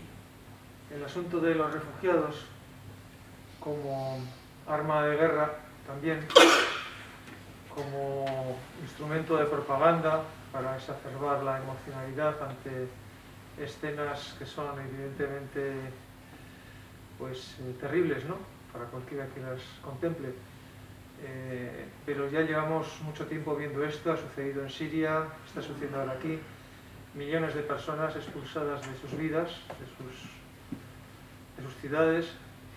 Entonces, en el mejor de los escenarios en que esta situación puede parar con un país destruido, con ciudades arrasadas y muy especialmente con el odio inoculado en las personas expulsadas, un odio transmitido que se va a transmitir por generaciones.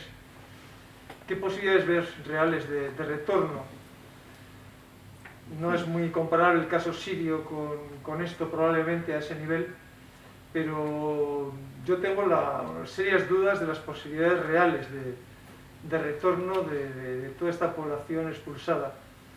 En primer lugar, por el hecho de que sus ciudades están quedando arrasadas, no sabemos hasta dónde va a llevar el nivel de destrucción, de equipamientos, de infraestructuras, de viviendas, de bienes culturales, públicos, sociales. No sé, ¿cómo ves esa posibilidad? Por una parte la posibilidad y por otra parte pues este hecho de manipulación brutal con que están siendo utilizados los refugiados, tanto en un sentido como arma de guerra, como en otro sentido como desde un plano de legitimación de toda la política de la OTAN, de los llamados países occidentales, para legitimar el envío de armas, para legitimar tantas cosas, ¿no? Tocarnos a nivel emocional, revolvernos con un hecho, insisto, que es terrible, ¿no?, pero son rehenes de alguna manera estas personas de políticas en ambos sentidos, ¿no?, y que han sido expulsadas, insisto, de sus lugares de vida y no sé si van a tener posibilidades realmente de regresar. Y si regresan, pues va a ser probablemente para seguir transmitiendo un odio intergeneracional, ¿no?, por lo que han vivido, ¿no? Todo lo que has dicho es muy sensato. Claro, responder a tu pregunta depende de cómo se resuelva esta crisis. El ejército ruso va a ocupar el conjunto de Ucrania y se va a entregar a una represión feroz.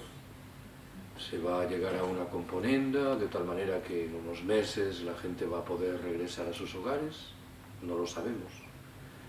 También has hecho bien en recordar que en el fondo no conocemos cuál es el grado de destrucción. Claro, nos dejamos llevar por las imágenes de unas casas destruidas en Kharkov o en Kherson, pero no sabemos si la destrucción es generalizada o por el contrario las fotos se ocupan de eso, sin más, ¿no? En realidad tampoco sabemos, o al menos yo no lo sé, qué está ocurriendo en el terreno militar. Hay quien dice que el ejército ruso no ha puesto toda la carne en el asador, y hay quien sostiene que sí. Ayer cayeron en mis manos unas imágenes que eran muy interesantes, pero de nuevo interpretables, y uno tiene que dudar sobre el origen. Recogían algo que ocurría en una zona rural, en una carretera en Ucrania, en un lugar no identificado. Había un convoy militar ruso y probablemente 20 o 30 civiles se detenían en la carretera delante del convoy e impedían que se moviese, con un enorme coraje. Lo primero que ocurrió es que de uno de los jeeps, creo que era, salió un soldado ruso y disparó varias veces al aire, pero esto no arredró a quienes estaban en la carretera. E inmediatamente apareció una tanqueta con el presunto propósito de pasar por encima de los civiles. No lo hizo, o al menos si lo hizo fue después de estas imágenes. Lo cual quiere decir, claro, algo que importa que retengamos. También hay seres humanos del lado ruso. Y estos soldados en un momento determinado dirán, a ver, vamos a pasar por delante de estos hombres y mujeres que están aquí, oponiéndose a una maquinaria militar. Pues probablemente hay muchas dudas del lado de los soldados rusos. No sabemos cuál es el grado de destrucción. Antes dije, de cualquier manera, que mi impresión es que la operación militar rusa no está dando los resultados apetecidos. Pensar que Kharkiv o Kharkov está a 30 kilómetros de la frontera con Rusia. Y después de 2 semanas Rusia no ha conseguido ocupar la ciudad. Claro, esto también es un indicador de que la destrucción debe ser realmente pavorosa. Por agregar alguna otra observación de esas que uno va escuchando a vuela pluma, uno tiene una impresión por momentos de que la operación militar rusa no está bien tramada. Alguien me explicó ayer que los satélites norteamericanos sabían puntillosamente cuánto avanzaban los convoyes militares rusos, gracias a qué? A las llamadas que los soldados hacían con sus móviles a sus casas en Moscú, en San Petersburgo o en Volgograd. Y claro, esto es una chapuza gigantesca, que forma parte también de las grandezas y las miserias de las nuevas tecnologías. Al final te descubren porque estás llamando a tu novia en Samara, ¿no? Otro de los problemas de reflexión es lo que hay de doble moral en esto. Tú recordarás, alguien lo subrayaba hace no mucho, que durante meses las autoridades polacas, que son finas, se han negado a acoger refugiados kurdos que estaban en la frontera con Bielorrusia. Y ahora, sin embargo, se muestran muy dispuestas a acoger a los rubitos de ojos azules procedentes de Ucrania. Esto está claramente presente por aquí, ¿no? En todas las dimensiones. Yo no recuerdo que hace 20 años acogiésemos refugiados chechenos, o si llegaban eran con cuentagotas, algún exiliado político. Y en fin, planteas otra discusión central. ¿Qué heridas genera esto? ¿Se podrán restañar con el paso del tiempo? ¿O la relación histórica de Rusia con Ucrania, que yo creo que durante siglos no ha sido particularmente tensa, ojo con esto? Antes he señalado que hay diferencias evidentes entre la Ucrania occidental y la Ucrania oriental, pero no hasta el punto de generar una confrontación aguda entre pueblos. ¿Qué huella deja esto? ¿Es una huella poderosa? ¿Es una herida que se puede cerrar? O, como me temo, la intuición es lógica, los problemas en el futuro van a ser muy notables, ¿no? Pues esto es un elemento más que invita a rechazar la guerra.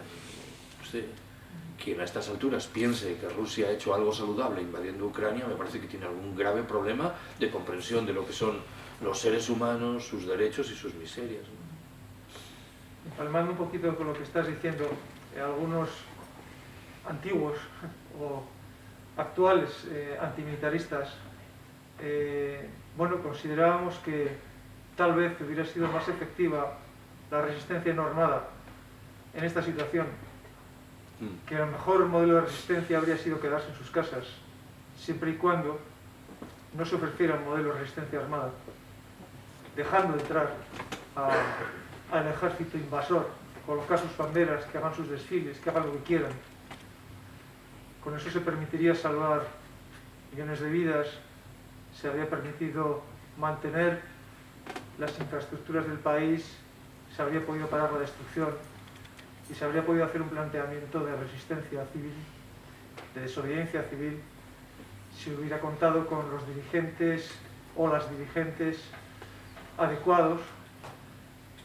Tal vez hubiera sido más inteligente permitir la entrada, combatir hasta las provincias del este y, viendo la superioridad del enemigo, hacer otro planteamiento completamente diferente de resistencia, con vistas a salvar vidas, con vistas a salvar la integridad del país y evitar su destrucción. ¿Qué piensas al respecto? Que suena bien, pero claro, los miembros que operan sobre el terreno no estaban en esta línea, ¿no? No me consta que en Ucrania haya un movimiento de desobediencia civil no violenta en los últimos decenios. El pacifismo ucraniano o el mundo alternativo ha sido siempre débil. Y al margen había un gobierno ucraniano con una apuesta claramente militar y militarista, no lo olvidemos. Aquí hay un invasor, ciertamente, yo no voy a colocar al invasor en el mismo plano que el invadido, pero Ucrania se ha fortalecido militarmente de manera muy clara, supongo que para disuadir y no para resistir ante esto, ¿no? Yo entiendo lo que dices, pero claro, la siguiente pregunta es: si el ejército ruso hubiese penetrado sin problemas y hubiese ocupado rápidamente toda Ucrania, ¿en qué estaríamos ahora? También alguien diría, es un pésimo mensaje, ¿no? En la medida en que, si eso no se ve acompañado de una resistencia civil no violenta... Tienen que supervivir ahí, lo has dicho tú antes. En un país tan grande tendrían que llevar efectivos, se llama, a las personas, sí, a los soldados. Tendrían que llevar tantísima gente que sería incontrolable si hubiera realmente una voluntad de la gente, de la población, de resistir. Si hubiera. No es ponerse delante de los tanques necesariamente.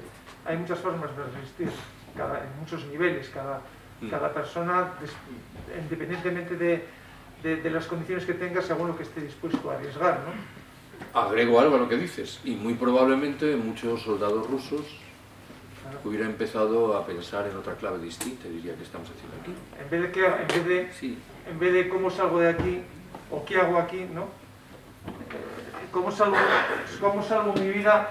Es una pregunta muy distinta a decir qué hostias estoy haciendo aquí. Si no hay una resistencia alrededor, si no está amenazada mi vida, mi integridad física, si no hay forma de conectar con esta población porque me desprecian, eso tiene un corto recorrido. En un país tan grande, en estas condiciones, y encima con otros países que están haciendo presión en todos los sentidos, político, económico, al final la población salva vidas y salva su país. Es otra forma, es otra vía, ¿no? Pero evidentemente hay una tradición detrás, necesita una serie de cuestiones de experiencia que no se han experimentado, pero que tampoco se permite difundir. Tiene razón.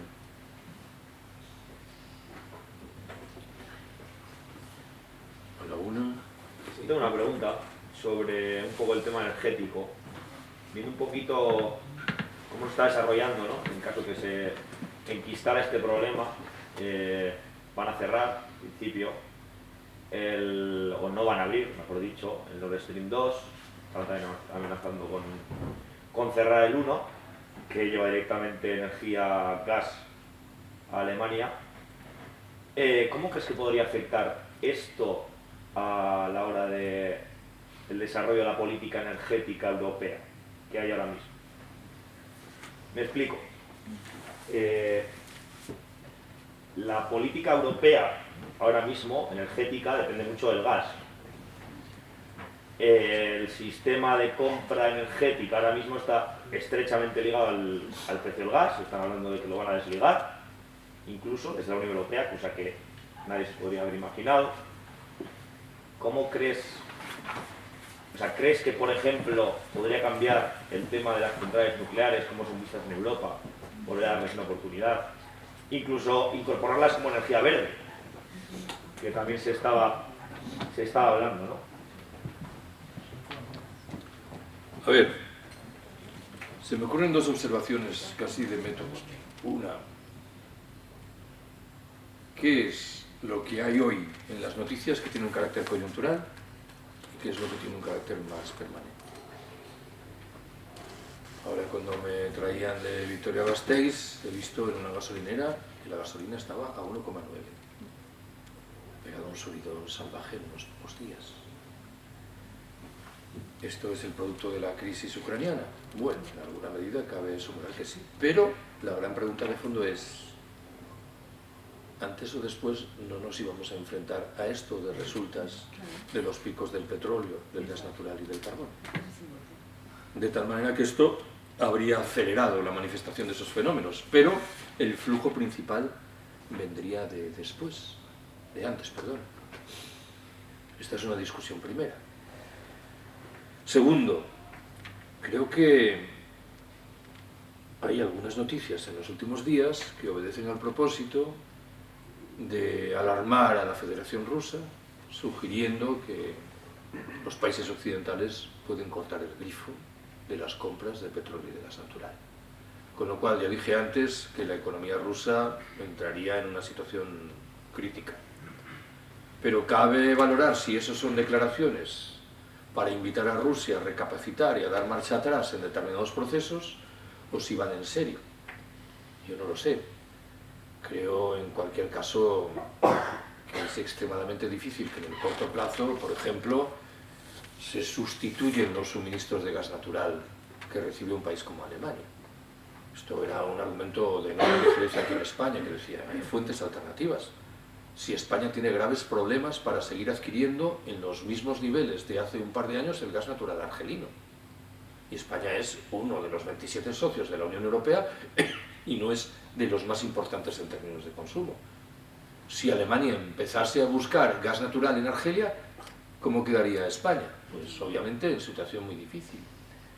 Y esto genera determinados flujos buscando que realidades del pasado que parecían arrinconadas reaparezcan. El fracking, lo he dicho antes. El fracking no parece ser muy rentable y es una locura medioambiental.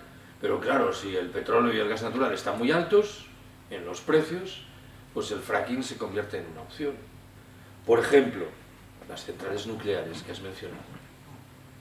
La sugerencia de que habría que poner freno a los procesos de cierre. O por ejemplo, seguro que habéis tomado contacto con estas noticias de las últimas horas.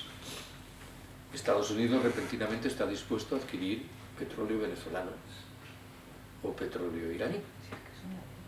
Esto es, aquellos países que habían sido objeto de embargos muy duros, pues hoy curiosamente se convierten en una salida de emergencia. Vuelvo a lo que dije antes. La pregunta es, ¿esto es para unas semanas, para unos meses, o se va a prolongar en el tiempo? Pues esto, claro, dependerá en alguna medida de lo que suceda en Ucrania, pero en la trastienda están problemas vinculados con las grandes tesituras derivadas del agotamiento de las materias primas energéticas. Y si no lo vemos, nos estaremos equivocando, ¿no? El pico conjunto del petróleo, del gas natural y del carbón, según fuentes que estimo autorizadas, se produjo en 2018. En lenguaje más llano, la producción inevitablemente se irá reduciendo y los precios irán subiendo en paralelo. Y esto es lo que ya estamos viendo en estas horas, probablemente en alguna relación con el conflicto ucraniano y las disensiones con Rusia, pero con lo otro claramente en la trastienda. Yo no sé si tenéis la misma percepción que yo, pero en el otoño pasado se empezaron a acumular las noticias que nos empezaban a aconsejar que tal vez esto de hablar del colapso como algo que va a venir en el futuro es equivocarse, porque el colapso ya está aquí. Rupturas en los circuitos económicos y financieros, elevaciones espectaculares en los costos de movimiento de los contenedores, problemas ya entonces, antes de la crisis ucraniana, de suministros de materias primas energéticas, como los que se registraron en el Reino Unido, o en fin, y por dejarlo ahí, eso que yo interpreto que fue un globo sonda que llegó de Austria. No sé si seguisteis esta noticia. La noticia decía que el ejército austriaco estaba empezando a perfilar unidades militares autónomas en el terreno de la energía y del agua, para hacer frente a lo que se llamaba un posible apagón. ¿Qué era el apagón? Obviamente una reducción dramática de los suministros de materias primas energéticas.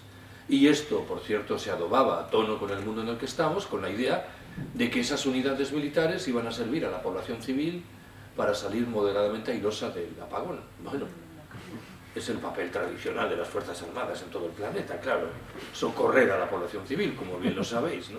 Pues aquí lo que huele es a un incipiente ecofascismo, que podría estar experimentando también una aceleración a través del engordamiento de una alianza militar, la OTAN, a la que el presidente ruso Putin le ha hecho un regalo que no esperaba, en forma de un fortalecimiento salvaje que anuncia militarización, presupuestos de defensa cada vez más altos, represión, autoritarismo e intervenciones que probablemente ya ni siquiera será necesario describir como humanitarias.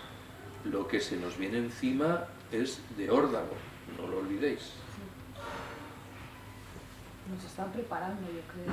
Es como si detrás es capitalismo tanto de un lado como del otro, es como si estuviesen descabezándose, ¿no? Y la población un poco para que no vayamos tragando cada vez más, o sea, un poco preparándonos.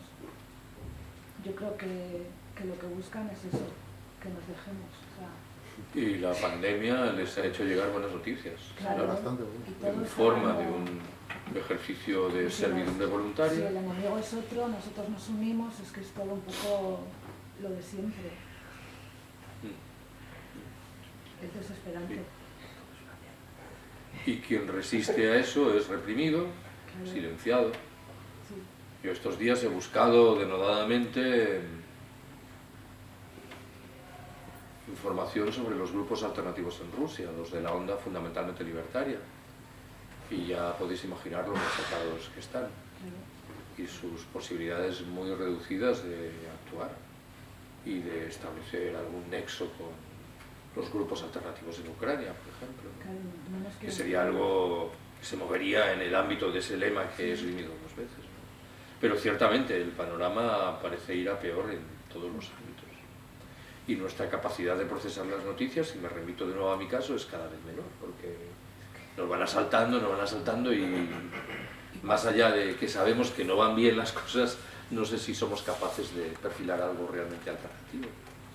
Basta con echar una ojeada a los medios de comunicación españoles, ¿no? Es cierto que Russia Today era un instrumento de propaganda del Kremlin, descarado, pero ¿será que aquí no hay instrumentos de propaganda? Que a nadie se le ha ocurrido cerrarlos. No, aquí hasta lo subvencionan en Euskadi. Sí, ciertamente, ciertamente. Sí. Con todo el descaro. Sí, yo quería, bueno, lo primero agradecerte la charla, me ha parecido muy interesante. Y la segunda cuestión, hay dos cuestiones que tengo muchas dudas. Bueno, muchas dudas no, en algunas no tengo ninguna. Más bien, yo llevo 6 años trabajando un poco con el tema de migrantes y refugiados, etcétera. Y la situación que se ha generado ahora con los refugiados y refugiadas, más refugiadas en este caso, de Ucrania, no la había visto nunca.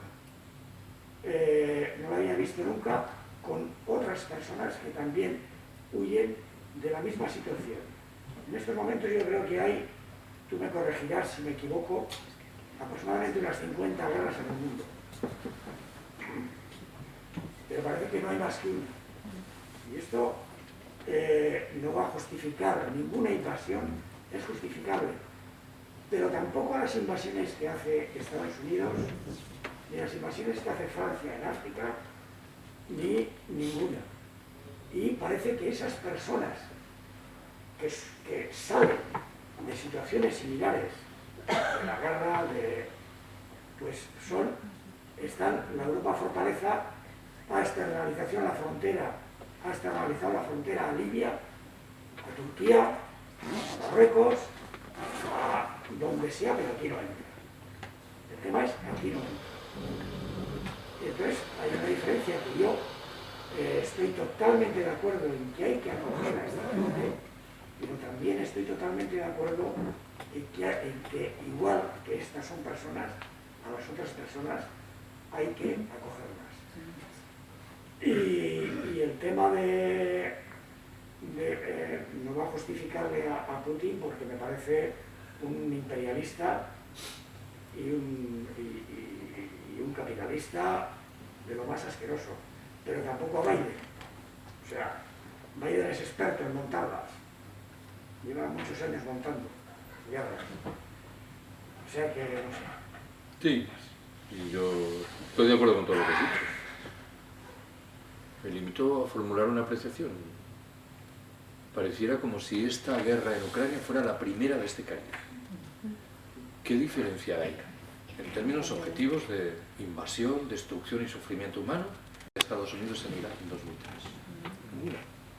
Habrá otras diferencias estratégicas, de recursos, lo que queramos, pero el horror es el mismo.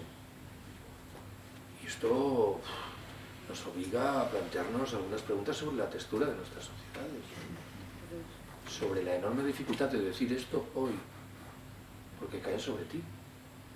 Me vais a permitir que yo me jacte de llevar 20 años criticando agriamente la Rusia de Putin. No soy una persona sospechosa de connivencia con Putin, pues a los ojos de algunos medios soy un prorruso putiniano. Pero bueno, yo les digo, a mí me hubiera gustado teneros aquí apoyándome cuando criticaba a Putin en Chechenia, pero esto no nos interesaba. Bueno, pues esto es lo que tenemos. Y aparte de ese escenario tétrico tenemos el escenario mediático, en el que se forma en torno, desde mi punto de vista, a dos realidades. Uno, la censura. La opinión disidente es proscrita. Y dos, no sé si esto es más grave o menos que lo otro, el discurso chabacano de los todólogos, que nadie tiene la más remota idea de lo que está pasando en Ucrania, y opinan una y otra vez. El otro día me escribió un periodista que luego descubrí que era una buena persona y no era merecedor de mis iras, para proponerme, claro, la cosa tenía bemoles.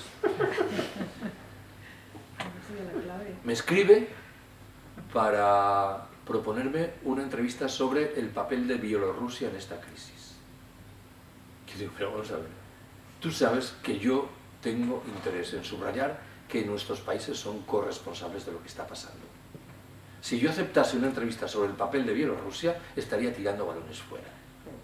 Es como si me preguntase por el sistema de partidos en la Ucrania subcarpática. Diría, pues, ¿qué interés tiene esto? Y entonces el hombre, como yo le dije, yo no le dije esto, le invité a decir, lo lamento, no va a poder ser a un saludo afectuoso.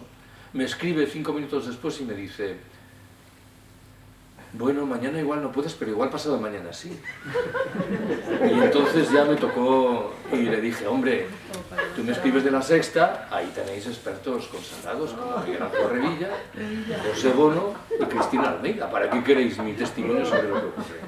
Y el hombre se molestó legítimamente y me escribió un largo correo donde explicaba que él no era La Sexta, que sabía quién era yo y que precisamente quería, bueno, y yo le pedí disculpas porque en efecto mi tono había sido un poco desabrido, pero esto es lo que tenemos en los medios. ¿Por qué no me proponen una entrevista sobre la OTAN y su papel en esto? Porque esto forma parte... A ver, ¿qué pasaría si emitiesen una entrevista sobre la OTAN? Nada, no pasaría nada, porque ya aquí el ruido es tal que queda exactamente igual, pero no lo hacen. Yo escribía hace 15 años en 4 periódicos de difusión estatal. En El País, en La Vanguardia, en el Periódico de Cataluña y en el Correo de Bilbao. No me han llamado de ninguno de esos periódicos para decirme, oye, llevas 30 años dando clases en la universidad sobre Rusia, curricularmente entiendo que difícilmente hay un currículo con él, no te llaman. ¿Y por qué? Porque lo saben. Bueno, en El País no me llaman porque llevo años describiendo al País como el diario coprofágico. Entonces, claro, entiendo que por cortesía elemental no te van a llamar, pero en este caso estaría justificado, ¿no? Este es otro problema, ¿no? ¿Y qué dice la gente en la calle? Bueno, las más de las veces lo que dicen es bien intencionado y es solidaridad, está por gente, bueno, todas estas cosas así. Pero capacidad de articular un discurso crítico y de pensar un poco más allá, pues no está. No está. Y los medios lo que hacen es ratificar ese escenario de que no esté.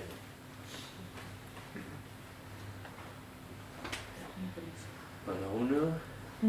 Sí. Quería saber algo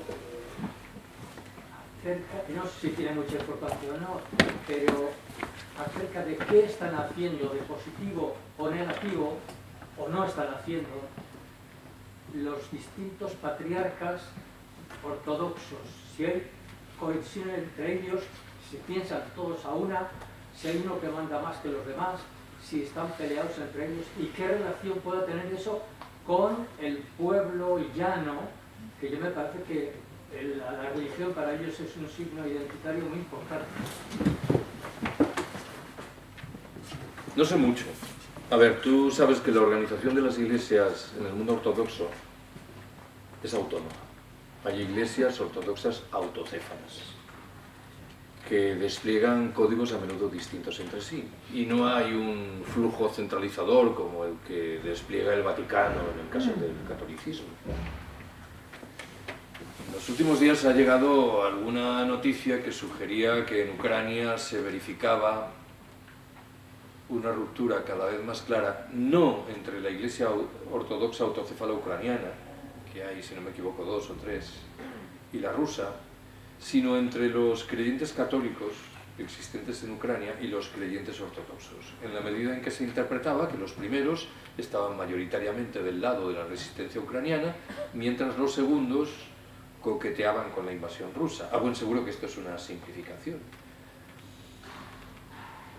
Intuyo, pero aquí hablo por hablar, que las iglesias ortodoxas ucranianas, autocéfalas, están muy separadas de la rusa, con lo cual difícilmente en este caso podía haber más disensiones de las que ya había de antes. Por decirlo de manera mejor, se ignoran las unas a las otras, ¿no? De tal manera que tampoco hay competición precisamente porque se acepta que son realidades distintas y autónomas.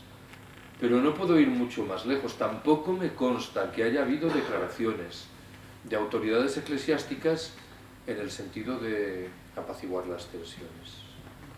En el caso de Rusia no me sorprende mucho porque el aparato director de la Iglesia Ortodoxa Autocefala está claramente imbricado en el aparato de poder putiniano y es corresponsable de muchas de las miserias que ese aparato ha generado en el terreno social, de las desigualdades, de los oligarcas. Así que por ahí no creo que haya sorpresas de que no hayamos tenido noticias. Pero bueno, también habrá que seguir esto con mayor atención, ¿no?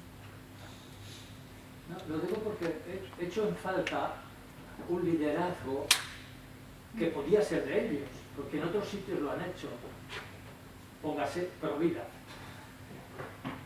Aquí en España ha habido manifestaciones en ese sentido, Provida, como que la persona humana es no sé qué, bueno. Pero allí esa gente podía liderar un movimiento mundial de mujeres de blanco, de mujeres de negro, o de qué sé yo, madres de la Plaza de Mayo, algo, pero no se estaba convocando a ninguna manifestación antes, en contra de la guerra, o sí, que tampoco nos diga esa noticia. Que yo sepa no, pero igual hay que darle tiempo al tiempo, y esto, si las cosas se degradan, hará que determinadas instituciones religiosas que a mi entender han pasado, tomen algún protagonismo en los hechos. No te puedo decir más, no conozco esto. Sí. Gracias. Yo quería hacer una pregunta. Hablabas de la oligarquía, ¿no? De cómo articularías este acontecimiento desde ese punto de vista. No entiendo la pregunta. O sea, digamos que, bueno, no sé si lo he entendido bien. En algún momento has comentado como que esto puede tener un trasfondo, ¿no? Que haya, bueno, pues que de alguna manera haya una oligarquía que esté, bueno, como dirigiendo esta historia, ¿no? Entonces, mi pregunta es, ¿quién compone esa oligarquía, ¿no? Yeah. Y cómo sería, ¿cómo se hilaría la estrategia?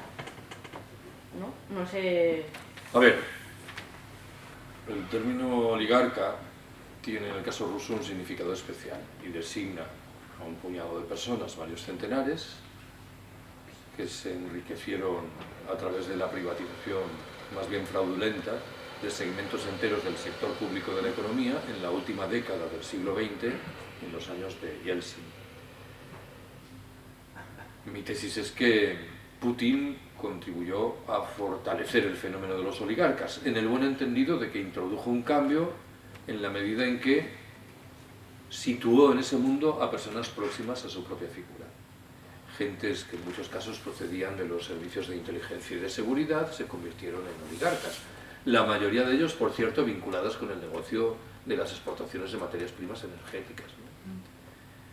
Lo que he sugerido es que es de cajón que la mayoría de los oligarcas están muy incómodos en esta situación, porque se les trastabilla todo el esquema de poder y de negocio que habían generado en los últimos 20 o 25 años.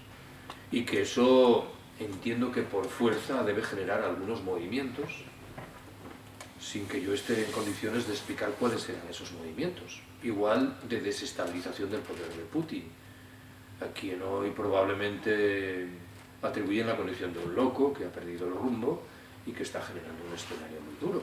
Las sanciones internacionales tocan, las sanciones internacionales tocan a los oligarcas rusos. No sé exactamente lo que está ocurriendo, pero el otro día escuché unas declaraciones,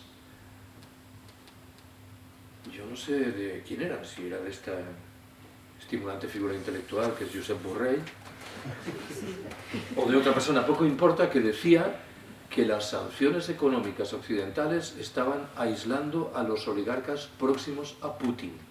Ojo, se distinguía entre unos oligarcas buenos, los no próximos a Putin, y otros malos, lo cual anunciaba, de nuevo, componendas con un mundo lamentable. Ojo, ¿han tenido nuestros capitales problemas para relacionarse con los oligarcas rusos? No. Todo el mundo sabe de dónde proceden. Bueno, tampoco proceden de reglas muy diferentes de las que han permitido aupar las grandes fortunas entre nosotros, ¿no? Cuando te escuchaba, además me ha venido a la mente una idea que manejé muchas veces al calor de la desintegración de Yugoslavia. Cuando se produce la crisis de Kosovo, hay una ruptura de nuevo muy tensa de relaciones entre Serbia y Kosovo, entre los serbios y los albano-kosovares. Lo único que funcionaba como nexo eran los circuitos mafiosos de unos y de otros. Estos se ponían rápidamente de acuerdo entre sí y saltaban por encima de las fronteras, de las sonoras declaraciones sobre la independencia. Y esto, por cierto, a buen seguro que ha sucedido también entre los oligarcas rusos y los oligarcas ucranianos, que bien pueden ser un elemento de nexo y de reconstrucción de una vida común, claro, muy poco afortunada. Admito, en fin, y acabo, que el término oligarca es un poco polémico, ¿no? En el sentido de que alguien ha dicho en los últimos tiempos, con un criterio respetable, que por qué llamamos oligarca a Abramovich, el propietario de este club de fútbol en Londres, el Chelsea, si no me equivoco, pero no decimos que Amancio Ortega es un oligarca. Pues es una buena pregunta. Claro, alguien dirá, es que el procedimiento de acumulación de fortunas de los oligarcas rusos también fue muy singular. En un momento preciso, lo he vinculado con la privatización de segmentos enteros de la economía pública, algo que no guarda relación estricta con la fortuna de Amancio Ortega.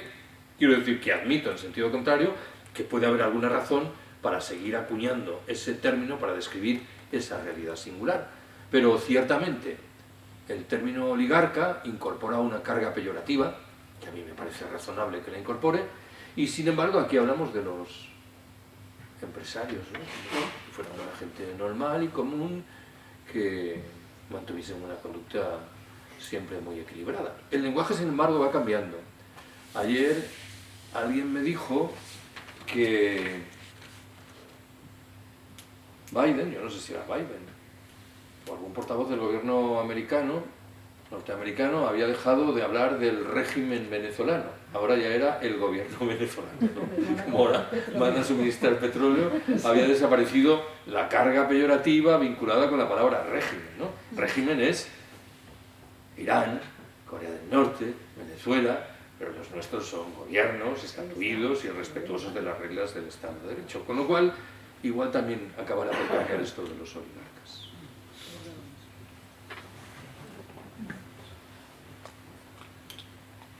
Bueno, ahora sí.